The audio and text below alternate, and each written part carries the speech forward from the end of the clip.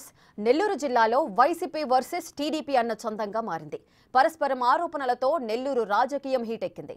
తాజాగా వెంకటగిరి ఎమ్మెల్యే కురుగొండ్ల రామకృష్ణపై నెల్లూరు జిల్లా వైసీపీ ఎమ్మెల్సీలు, వెంకటగిరి వైసీపీ ఇన్ఛార్జ్ నేదురుమల్లి రామ్ కుమార్ రెడ్డి తీవ్ర ఆరోపణలు చేశారు. ఎమ్మెల్యే కురుగొండ్ల రామకృష్ణ అనుచరులు పెన్నా నది నుంచి అక్రమంగా టన్నుల కొద్దీ ఇసుకను తరలిస్తున్నారని ఆరోపించారు. టీడీపీ ఎమ్మెల్యే అనుచరులు ఇష్టానుసారంగా ఇసుకను తరలిస్తుండగా తాము పట్టుకున్నామని, కానీ స్థానిక అధికారులు పట్టించుకోవడం లేదని ఆగ్రహం వ్యక్తం చేశారు. నెల్లూరు జిల్లాలో జరుగుతున్న అక్రమ ఇసుకపై కేంద్రానికి ఫిర్యాదు చేస్తామన్నారు. ఇసుక దగ్గర నుంచి, సిలికా దగ్గర నుంచి మైనింగ్ కానీ, క్వాడ్స్ కానీ, ఇట్లా మన నెల్లూరు జిల్లాలో కనుక తీసుకుంటే ప్రతి చోట ఈ అక్రమ దోపిడీ అన్నది కనపడతా ఉంది. దీనికి సంబంధించి వెంకటగిరి కాన్స్టిట్యున్సీలో మొదటి నుంచి కూడా రామ్ కుమార్ అన్న దీని గురించి ఫైట్ చేయడం, ఈరోజు అందులో భాగంగా కలెక్టర్ గారికి కూడా మేము రిప్రజెంటేషన్ కూడా ఇవ్వడం జరిగింది. తప్పకుండా ఆయన దానికి యాక్షన్ తీసుకుంటానని కూడా చెప్పడం జరిగింది. అందులో భాగంగా నెల్లూరుకు సంబంధించినటువంటి ఇష్యూని కూడా కలెక్టర్ గారి దృష్టికి తీసుకెళ్ళడం జరిగింది. ప్రధానంగా మీరు చూసే ఉంటారు, ఈ ఇసుక ఫ్రీ ఇసుక అని చెప్పడం. అయితే మన పెన్నా నదిలో ఉన్నటువంటి ఇసుకకి ఒక మంచి క్వాలిటీ ఉంది. సో మనకి నైబర్గా మనకు ఉన్నటువంటి ఆ సోర్స్లో నుంచి ఈ పరిధిలో ఉన్నటువంటి వాళ్ళు వాడుకోవడానికి అభ్యంతరం ఏం లేదు. అది మన సంపద అది.